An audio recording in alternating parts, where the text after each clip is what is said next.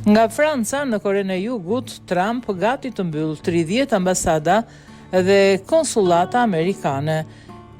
Administrata e Donald Trump po ecën përpara me një rikonstruktim të madh të pranisë diplomatike amerikane, duke marrë parasysh mbylljen e afro 30 ambasadave dhe konsullatave në mbar botën. Sipas një dokumenti të brendshëm të Departamentit të Shtetit të zbuluar nga CNN, lista përfshin ndër të tjerë ambasadat amerikane në Maltë, Luksemburg, Lesotho, Republikën e Kongos, Republikën e Afrikës Qendrore dhe Sudanin e Jugut.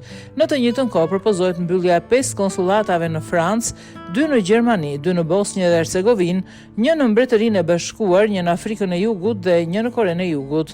Dokumenti përfshin gjithashtu sugjerime për reduktimin e pranisë në 2 vende kyç për politikën amerikane kundër terrorizmit, Irakun dhe Somalinë, si dhe për ripërcaktimin e madhësisë së misioneve të tjera diplomatike.